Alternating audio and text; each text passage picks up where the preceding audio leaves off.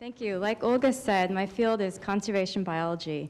And right now I work for a company here in DC called Conservation X Labs, which was founded by two alumni AAAS Fellows, Alex Dagan and Paul Bungie.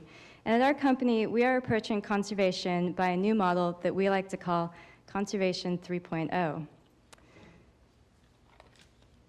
The protection of biodiversity is the backbone of conservation biology.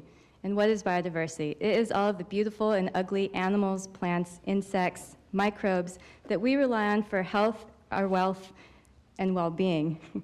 And our goal at Conservation X Labs is to make sure that we prevent species extinction.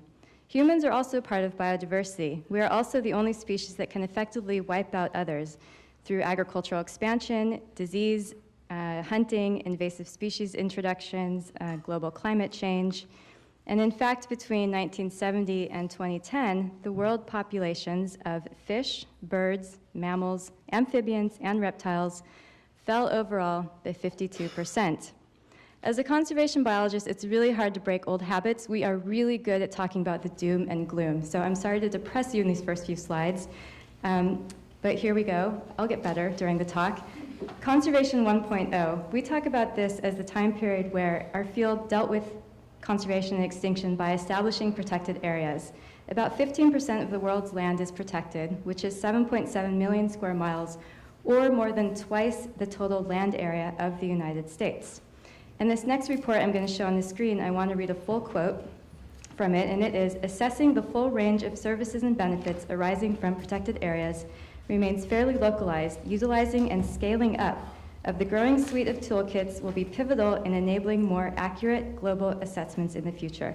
The key word there is scaling up, which I'll get to later in the presentation.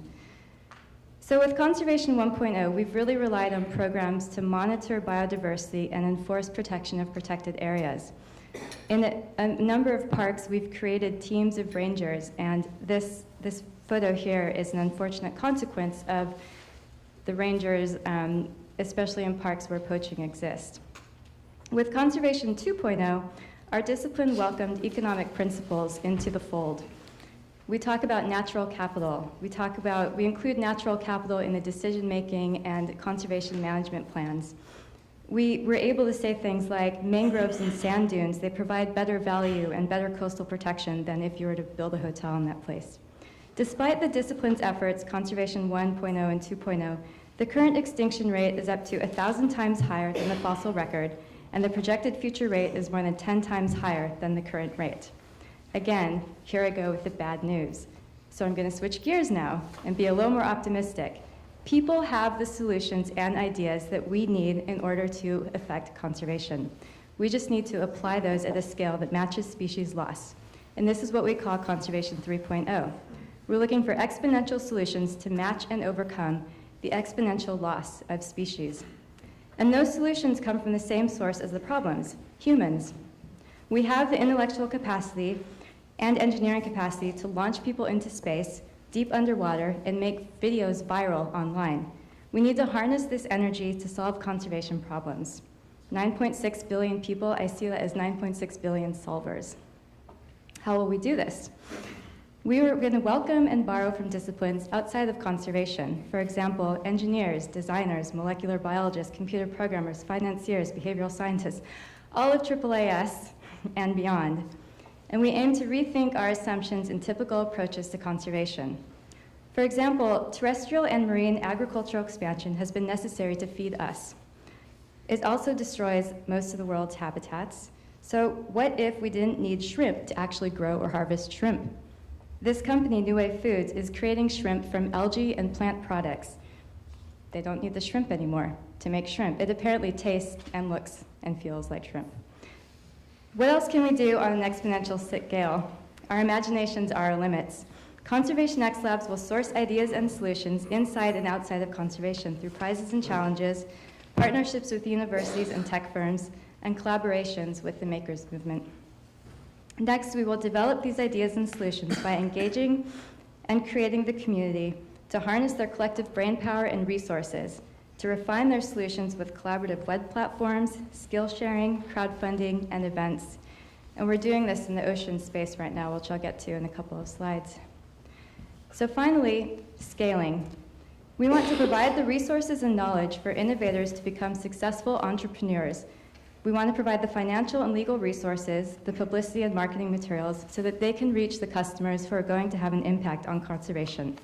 We're going to make it possible for them to scale their innovations to have an impact. I'm not saying that all of our environmental problems are going to be solved by new and cool gadgets, and I use the word technology here loosely. We just want a noticeable impact for conservation to prevent species extinction, low or high tech, behavior change campaigns, do-it-yourself kits, to grand engineering feats. Ocean's X Lab, we think, is a partnership with WWF, and we think it is the first conservation-themed incubator and accelerator. We will provide training, a network, online crowdsourcing, a workspace platform for innovators in the ocean conservation space.